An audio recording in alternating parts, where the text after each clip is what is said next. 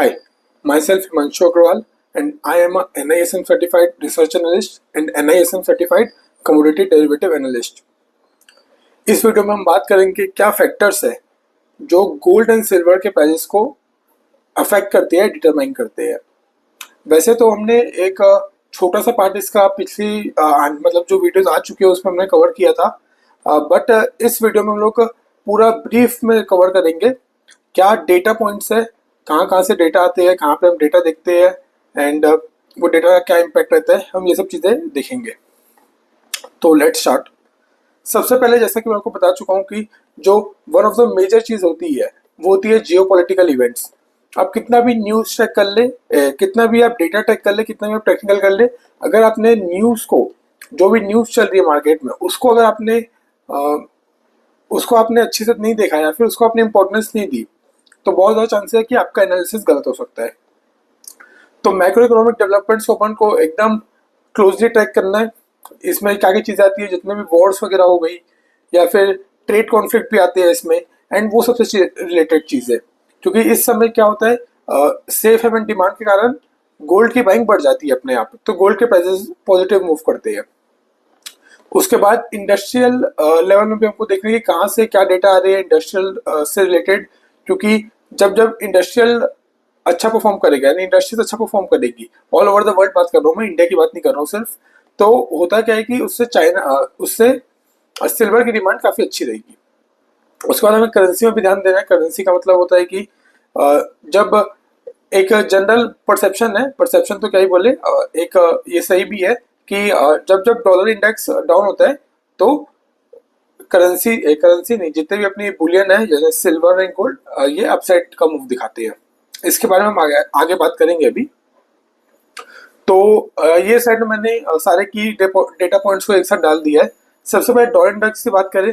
Dollar index क्या होता है कि यूएस डॉलर, आपने यूएसजी आईएनआर तो उसमें होगा कि ऐसे अभी 88 चल रहा है, 85 चल रहा है ऐसा, तो वो होता है यूएस डॉलर और इंडियन रुपी का रिलेशनशिप बताता है वो, ठीक है। ऐसे ही एक डॉलर इंडेक्स होता है, वो क्या करता है, वो डॉलर की जो स्ट्रेंथ है against the top 6 develop countries, मतलब यूएस के बाद जो टॉप 6 डेवलप कंट्रीज है, जैसे यूरो हो गया और स्वीडिश डॉलर और कैनेडियन डॉलर, ऐसे करके 2-3 चीजें होती है, मतलब 6 चीजें होती है टोटल, जैपनीज येन। तो उनका जो स्ट्रेंथ है वो बताता है अगेंस्ट द डॉलर। तो डॉलर इंडेक्स अगर ऊपर जा रहा है, इसका मतलब है कि उन 6 करेंसीज के अगेंस्ट डॉलर की वैल्यू बढ़ रही है। उसमें सबसे मेजर पार्ट यूरो का रहता है एंड फिर वाइस वर्सा भी होता है। ये होगा डॉलर इंडेक्स। क्योंकि जितनी भी कमोडिटीज है इंक्लूडिंग गोल्ड एंड सिल्वर, उसके प्राइसेस डॉलर में डिटरमाइन होती है, तो ये एक इंपॉर्टेंट फैक्टर हो जाता है हमें ट्रैक करने के लिए। उसके बाद अगर हम बात करें तो ट्रेजरी यील्ड्स और फेड रेट्स, इसमें क्या आता है कि बेसिकली ट्रेजरी यील्ड का जो ट्रेजरी यील्ड जो डिटरमाइन होती है वो ऑटोमेटिकली थ्रू मार्केट फोर्सेस होती है, और फेड के जो रेट्स होते हैं वो ऑब्वियसली फेड डिसाइड करती है। तो इसमें होता ये है कि जो फेड रेट डिसाइड करते हैं उसका इम्पैक्ट ऑटोमेटिकली यील्ड प्राइसेस में आ जाता है, यानी यील्ड परसेंटेज में। होता ये है कि अगर फेड जो है वो रेट ऑफ इंटरेस्ट बढ़ाएगी तो यील्ड भी बढ़ेगी, एंड फेड अगर रेट ऑफ इंटरेस्ट गिराएगी तो यील्ड भी गिरेगी। तो बेसिकली इसमें हमें ट्रैक करना है कि फेड, वैसे तो जैसे हम तो इंडिया में रहते हैं तो मेरे को बोलना चाहिए कि यार आरबीआई का डेटा ट्रैक करो, ये करो, बट क्योंकि यार चीज़ें ऐसी है कि इसमें जो गोल्ड और सिल्वर की जो डिमांड है एंड ये सब जो चीज़ें होती है वो ग्लोबली डिटरमाइन होती है। उसमें इंडिया का भी रोल है, बट एक बहुत मेजर रोल नहीं है बोलना चाहिए हमें, हम एक role part of course play करते हैं। तो इसलिए हमें फेड के जो इंटरेस्ट रेट पॉलिसीज है उसको क्लोजली वॉच करना चाहिए। उसके साथ कुछ अपन मेजर सेंट्रल बैंक जैसे ईसीबी वगैरह हो गया एंड आरबीआई भी ऑब्वियसली, इसको भी अपन ट्रैक कर सकते हैं, बट मेन नजर अपन को फेड में रखनी है। क्योंकि इनके क्या होता है, इनके जो मीटिंग्स होती है उसके जो मिनट्स आते हैं उससे भी गोल्ड में 2-3% का अप मूव या डाउन मूव आ जाता है, तो ये चीजें इंपॉर्टेंट होती है। उसके बाद इन्फ्लेशन डेटा की अगर बात करें, सेम चीज यूएस का हम इन्फ्लेशन डेटा ट्रैक करते हैं। होता क्या है कि एक सीपीआई इंडेक्स होता है, कंज्यूमर प्राइस इंडेक्स, जो कि जितने भी प्राइजेस है ऑफ डेली यूज गुड्स और जो एसेंशियल कमोडिटीज होती है उनका एक इंडेक्स होता है, वो हमें बताता है कि कितनी अभी करंट इन्फ्लेशन चल रही है, उसके आसपास चल रही है, कितनी चल रही है। एंड उसके बाद हम देखते हैं कि सप्लाई डिमांड डायनेमिक्स, इसके बारे में आपको मैं पहले भी वीडियो में बता चुका हूँ। Supply demand dynamics, gold silver ratio और इकोनॉमिक हेल्थ, यानी कि डिमांड सप्लाई, जैसे मैंने आपको बताया था कि सिल्वर जो है वो स्ट्रक्चरल डेफिसिट में चल रहा है 2021 से। गोल्ड सिल्वर रेशियो के बारे में आपको बताया था मैंने, 81 के आसपास का चल रहा था उस समय, एंड अभी तो 81 नहीं, आई थिंक 91 चल रहा था, अभी उसके बाद गिर के आया 86 85 आ गया शायद। इकोनॉमिक हेल्थ का मैं बता चुका हूँ, जब जब इकोनॉमी अच्छा परफॉर्म करेगी तब गोल्ड एंड सिल्वर की डिमांड कम रहेगी, पर इकोनॉमी में सिल्वर की डिमांड भी बढ़ सकती है अगर इंडस्ट्रीज अच्छा परफॉर्म कर रही है तो वो टू साइडेड प्ले होता है। और सिल्वर अगर इकोनॉमी अच्छा परफॉर्म नहीं करेगी तो सबसे पहले सिल्वर क्रैश करेगी, क्योंकि इकोनॉमिक का मतलब होता है इंडस्ट्रियल, एंड इंडस्ट्रियल डिमांड जो सिल्वर की है वो 60% ऑफ द ओवरऑल डिमांड है सिल्वर की। तो इंडस्ट्रियल और इकोनॉमिक में हमें एक बहुत बड़ा मतलब इंपॉर्टेंट रोल प्ले करता है, इसको हमें ध्यान में रखना है। एंड इसका इम्पैक्ट सिल्वर और गोल्ड में क्या होता है, गोल्ड में तो चलो आपको पता ही है, अच्छा रहेगा तो नहीं मतलब डाउनफॉल आएगा उसमें, एंड इकोनॉमिक नंबर्स काफी खराब आएंगे या फिर लेस देन एक्सपेक्टेड रहेंगे तो गोल्ड में अपमूव आएगा। पर सिल्वर कैसे परफॉर्म करती है ये हमें हर बार देखना पड़ता है। इसमें सारे डेटा आ जाते हैं, जैसे अनएम्प्लॉयमेंट डेटा आता है यूएस का, फिर नॉन फार्म पेरोल डेटा आता है, एंड जीडीपी के नंबर्स आते हैं। तो वैसे तो आपको एकदम माइन्यूट लेवल पे ये सब सारी चीजें ट्रैक नहीं करनी है, मैं आगे जब खुद से मतलब अभी तो आपको ट्रेडिंग गाइड बता रहा हूँ ना, ये पूरी सीरीज बनाया मैंने जिससे आपको start to end gold and silver की ट्रेडिंग के बारे में हर एक चीज पता हो। इसके बाद ये जैसी सीरीज खत्म होगी तो हम अपना एनालिसिस लाएंगे कि कैसे गोल्ड एंड सिल्वर का एनालिसिस क्या करंट सिनेरियो में चल रहा है। तो उसमें मैं जब डिस्कस करूंगा तो मैं आपको आगे और चीजें बताऊंगा कि कहाँ से डेटा देखना है, क्या फोरकास्ट रहता है, अगर फोरकास्ट से कम आता है तो क्या होता है, बढ़ता है तो क्या होता है, इंटरप्रिटेशन और बाकी चीजें मैं आपको एज वी गो हम आगे आगे जाते जाएंगे तो मैं आपको बताऊंगा, ठीक है। उसके बाद विक्स करके एक चीज होती है, वो डिटरमाइन करती है कि मार्केट में क्या वॉलेटिलिटी चल रही है। इसका ये मतलब रहता है कि जितना ज्यादा मार्केट वॉलेटाइल रहेगा उतना ज्यादा अनसर्टेनिटी बढ़ेगी, अनसर्टेनिटी बढ़ेगी तो गोल्ड एंड सिल्वर के प्राइस बढ़ सकते हैं, ये भी एक चीज होती है। इसके बाद अगर हम बात करें तो कुछ फैक्टर्स है जो स्पेशली इंडियन लेवल पे अगर हम देखें तो उसमें प्राइसेस डिटरमाइन करते हैं। तो फैक्टर्स क्या है, जैसे कि जब मॉनसून और रूरल की डिमांड जो आती है, जब मॉनसून अच्छे होते हैं तो फसल अच्छी कटती है तो रूरल डिमांड बढ़ जाती है गोल्ड की एंड सिल्वर की भी, तो उससे इंडियन टर्म्स में प्राइस में एक अपमूव हमें दिखता है इन दोनों कमोडिटीज में। फिर हम देखेंगे जब फेस्टिव सीजन रहता है यानी कि दिवाली के टाइम, एंड उसके बाद जो दिसंबर टू जनवरी और जो दो वेडिंग सीजन होते हैं उसमें भी हम देखेंगे कि गोल्ड के प्राइस अपमूव देते हैं, ठीक है। एंड ये एक्चुअली होता क्या है कि इसमें बहुत सारे फैक्टर्स रोल प्ले करते हैं। तो कई बार ये होता है कि इंटेंसिटी मैटर करती है, जैसे कि अब मान लो ये भी मतलब मेरे को पता नहीं हुआ है कि नहीं, एक बार डेटा चेक करना पड़ेगा, बट ऑब्वियसली हुआ ही होगा कि दिवाली के समय प्राइस गिर गया। एक्चुअली होता ही है कि ऑब्वियसली दिवाली के टाइम इंडिया में तो डिमांड ज्यादा है, पर जो ग्लोबल फैक्टर्स है अगर उनकी इंटेंसिटी ज्यादा है तो वो भी एक इम्पैक्ट डाल सकती है इन चीजों में, ठीक है। तो बहुत सारे फैक्टर्स है, सारे ट्रैक करने हैं, एंड इंटेंसिटी पे हमें देखनी पड़ेगी किसकी कितनी इंटेंसिटी है। उसके बाद दो चीज ऐसी है जो कि मतलब वो तो बहुत ही बेसिक बोल लो कि ये चीज तो भाई ऑब्वियसली बात है इंडिया में इसका प्राइस डिटरमाइन करेगी गोल्ड सिल्वर का, वो है इम्पोर्ट ड्यूटी और USD INR rates. Import duty का मतलब होता है कि जो भी गोल्ड एंड सिल्वर इंडिया में इम्पोर्ट होता है उसमें गवर्नमेंट एक ड्यूटी चार्ज करती है, कस्टम ड्यूटी बोलते हैं उसको, उसका इम्पैक्ट पड़ता है गोल्ड एंड सिल्वर के प्राइसेस में। लास्ट ईयर 2024 के जुलाई में गवर्नमेंट ने इम्पोर्ट ड्यूटी को 15% से गिरा के कुछ 6-7% कर दिया था, 5-6-7%।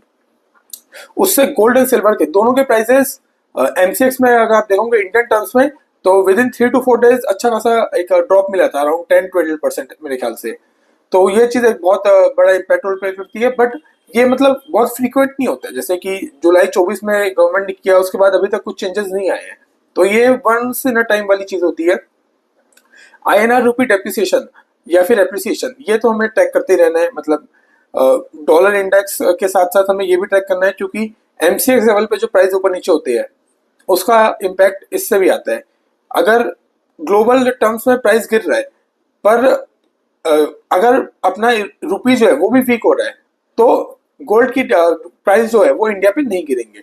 तो ये सारी चीजें रहती है, तो बहुत सारे फैक्टर्स हैं, तो ये इंडिया स्पेसिफिक फैक्टर्स थे, ठीक है। इसके बाद अगर हम नेक्स्ट में आते हैं तो अब हम आएंगे मार्केट सेंटीमेंट में। ये एक मेरे ख्याल से चीज है जो शायद ही कोई और कवर करता है पूरे यूट्यूब में। एक ना सेंटिमेंट होता है, साइकोलॉजी होती है, वो ना आप जब मार्केट में रहते हो एंड आप चीजें ट्रैक कर रहे रहते हो तो आपको समझ आने लग जाता है कि यार क्या सेंटिमेंट्स बोल रहे हैं। मतलब आपको उससे एक, मैं ये नहीं बोलूँगा कि हर बार वो सही रहता है, पर आपको एक बोल सकते हो, आपको एक सेंस, आपको एक ज़्यादा मिल जाता है इन कंपैरिजन टू अदर्स। जब आप मार्केट में रहते हो तो आपको वो चीज़ हमेशा फ़ायदा करती है, सेंटिमेंट्स वाली। ये मैं आपको बता नहीं सकता कि ये सेंटिमेंट्स कैसे प्ले आउट करते हैं, मे बी जैसे हम आगे बढ़ते जाएंगे तो जैसे आप मेरे वीडियोस वॉच करोगे तो मेरी साइकोलॉजी जो है वो कहीं ना कहीं आपके अंदर भी आएगी थोड़ी थोड़ी, कैसे चीज़ें देखते हैं, कैसे एनालिसिस करते हैं, तो उससे आपको भी थोड़ा सेंटिमेंट्स के बारे में पता चलेगा। उसके बाद एक और चीज़ है जो इम्पोर्टेंट रहती है, वो है ओपन इंटरेस्ट का डेटा। इसका मतलब कि जो भी ये होते हैं सिल्वर एंड गोल्ड, इनके प्राइसेस का जो एक रोल प्ले करता है वो होता है ओपन इंटरेस्ट का डेटा, यानी ऑप्शन डेटा। उसमें होता ये है कि जितने भी बड़े प्लेयर्स हैं वो अपनी पोजीशन फ्यूचर एंड ऑप्शन से बनाते हैं, कैश में नहीं बनाते हैं। तो उसमें जो long side and short side position बनती है, उसमें भी हम एक मतलब अपनी नज़र रख सकते हैं ये डिटरमाइन करने के लिए कि क्या मार्केट में मूवमेंट हो सकती है। हालांकि ये डेटा जो है वो कहीं ना कहीं आप बोल सकते हैं कि मतलब ज़रूरी नहीं है कि आपको एक्यूरेट इन्फॉर्मेशन देंगे, कई बार डेटा जो बोल रहा है वो ना हो, तो सब चीज़ें देखनी पड़ती है बेसिकली आपको। बट एक ये भी एक इम्पॉर्टेंट डेटा है जो आप बोल सकते हैं कि हमें ट्रैक करना पड़ता है इसका। इसके बाद अगर हम बात करें तो यहाँ पे मैंने क्या किया है, जितने भी मेजर फैक्टर्स है उसकी हमने एक लिस्ट बना दी है एंड इसमें ये लिखा है कि गोल्ड एंड सिल्वर इसमें कैसे रिएक्ट करते हैं।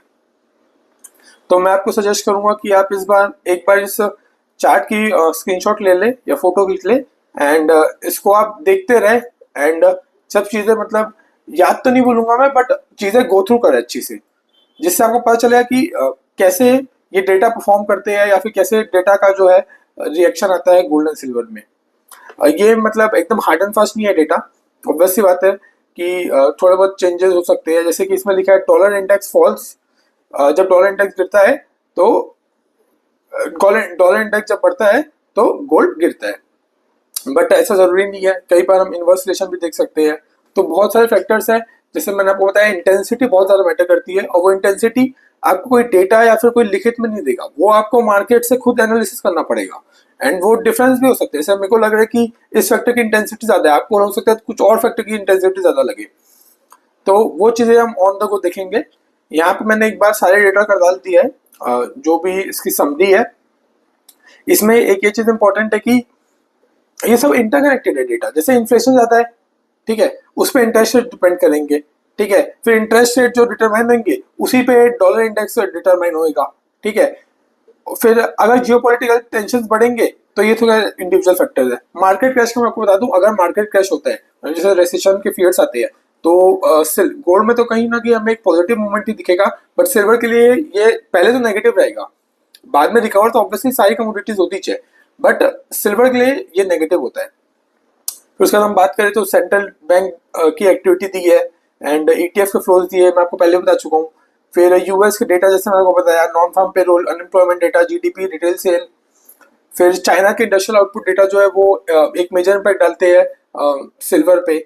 एंड फिर गोल्ड और सिल्वर की डिमांड जो इंडिया और चाइना से आती है वो भी एक मेजर फैक्टर डालती है। फिर एफओएमसी यानी कि जो कमेटी होती है फेड की जो डिसाइड करती है रेट ऑफ इंटरेस्ट वगैरह, उसके जो स्टेटमेंट्स आते हैं तो उसमें उस स्टेटमेंट्स में बताते हैं कि क्या उनका स्टैंस है। मतलब वो ये अभी नहीं बता रहे कि रेट कट करेंगे कि नहीं, वो अपना आउटलुक बताते हैं कि हमें क्या लग रहा है। तो वो चीज़ भी एक इम्पॉर्टेंट रोल प्ले करती है ना।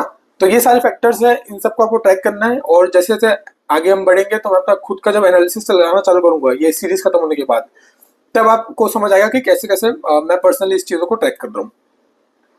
सो दैट्स इट, ये वीडियो यहीं तक था एंड आई होप आपको इससे अच्छी नॉलेज मिली होगी। अगर आप डायरेक्टली इस वीडियो में आए हैं तो मैं सजेस्ट करूंगा कि आप स्टार्टिंग के सारे वीडियोस देख लें। ये वीडियो जो है वो थोड़ा सा मतलब आप बोल सकते हैं नॉलेजेस ज़्यादा था, मतलब डेटा पॉइंट्स वगैरह और चीज़ें थोड़ी जो याद करने वाली रहती है वो ज़्यादा थी। बट ये चीज़ें इंपॉर्टेंट है क्योंकि अब आपको ऑब्वियसली पैसा कमाना है, थोड़ी सी मेहनत करनी पड़ती है। तो जितने भी मैंने आपको वीडियोस बताया सारे को अच्छे से गो थ्रू करें, सारे पॉइंट्स को गो थ्रू करें, नोट्स बना ले इसके, आपको पर्सनल लेवल में बहुत ज़्यादा हेल्प होगी। एंड एक्चुअली होता है कि आदमी क्या है पैसे कमाने के पीछे पहले भागता है, नॉलेज के पीछे नहीं जाता है। अगर आपका नॉलेज बढ़ेगा तो ऑब्वियसली आपको पैसा भी आ ही जाएगा। तो अपना एक अच्छा broad based knowledge basis build करना है अपने को। हर चीज का अपन को नॉलेज होना चाहिए, एंड देन हम धीरे धीरे करके पैसा भी कमाएंगे। ऑब्वियसली बात है, मैंने आपको दिखाया उस दिन अपने अपने ट्रेड जो है, तो ऑब्वियसली बात है मैंने रिटर्न कमाया है। तो दैट्स इट, एंड मिलते हैं आगे। एंड ऑब्वियसली जो जो चीज़ें मैं बता रहा हूँ अभी तक, तो मैंने कुछ एनालिसिस किया नहीं है पर्सनल लेवल पे, बट अगर मैंने करा भी है तो ये ऑब्वियसली कोई बाय सेल रिकमेंडेशन नहीं है, सिर्फ एजुकेशन पर्पस के लिए या फिर इन्फॉर्मेशन पर्पस के लिए। तो अगर आप कोई भी ट्रेड लेते हैं एंड आप वो मेरे एनालिसिस के थ्रू लेते हैं, तो ऑब्वियसली उसमें रिस्क जो है आपका है, क्योंकि कैपिटल आपका है। प्रॉफिट हो तो भी आपका होएगा, लॉस हो तो भी आपका होएगा। तो ये चीज़ आपको हमेशा ध्यान रखनी है। किसी के भी एनालिसिस पे आपको ब्लाइंडली भरोसा नहीं करना है। आपको एनालिसिस देखना है कि हाँ इसका ये व्यू है, अब आपको देखना है कि मेरा क्या व्यू है। ठीक है, तो आपको अपना व्यू बनाना है, या तो कोई सेबी रजिस्टर्ड रिसर्च एनालिस्ट या इन्वेस्टमेंट एडवाइजर से वो लेनी है information. So that's it, and standard disclaimer है, तो please read this, and that's it. Thank you.